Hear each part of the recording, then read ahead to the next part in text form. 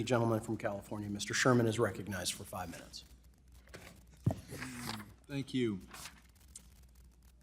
We've got a problem since the 1980s. The reports I won't repeat just because they've been stated so often, but they show a horrendous picture.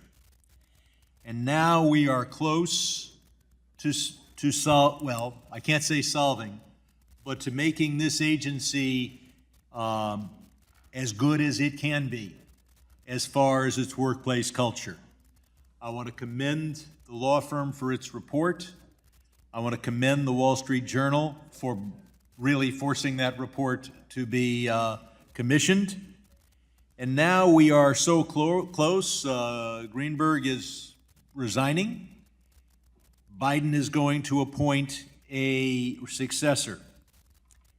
And I want to call upon the administration to appoint a successor as soon as possible.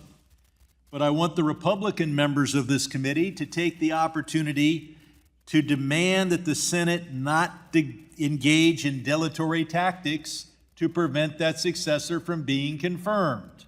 A prompt hearing and then an up or down vote without any of the Senate tricks.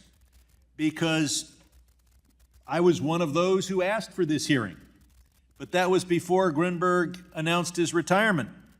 The title of this hearing is about the toxic workplace culture at the FDIC. If the Senate unduly delays the confirmation, we need another hearing, Mr. Chairman, on the Senate's toxic culture of delay, which would be preventing us from dealing with the toxic culture at the FDIC.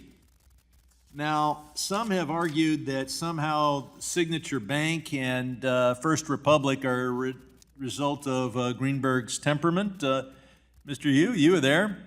Did these banks fail because they had bad management and they failed to account for interest rate risk? Or did they fail because of Greenberg's personality? Thank you for the question, Congressman. So the OCC does not regulate Silicon Valley Bank. Yes, I'm asking you in your role as a member of the FDIC. Yeah. So the factors that led to the failure are well laid out in the reports that the FDIC has. Do any of those reports say it's Greenberg's personality? Is No.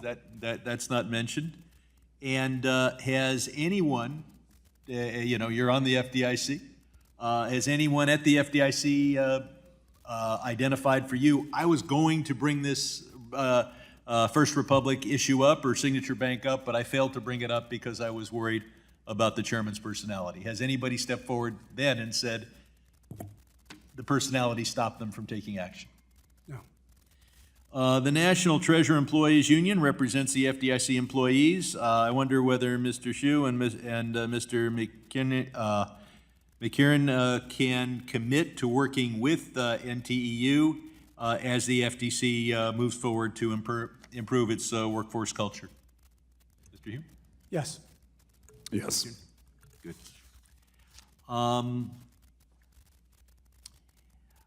I would point out that there are 6,600 employees that deserve a good workplace culture. But there are 330 million Americans that deserve good bank regulation. And if we see if Mr. Grunberg resigns before his successor is confirmed, the FDIC could be split 2-2. Mr. Hugh, if the FDIC was split 2-2 and we had another big crisis, Silicon Valley Bank 2, is it possible that the FDIC would split 2-2 as to what action to take if they only had 4 commissioners? It's hard to speculate about that. But there's a reason why you have an odd number of commissioners, correct? It's so that you're less likely to split 2-2. I don't want to speculate about that. Okay. Well, I won't ask you to speculate, but last I checked, 2 + 2 was 4. If you have only 4 members, then it can divide 2-2. I'd finally point out that Silicon Valley Bank also failed because interest rate risk was not built into sufficiently our bank examination process, and we need to market all long-term instruments, debt instruments that banks hold, whether it is available for sale or held to maturity.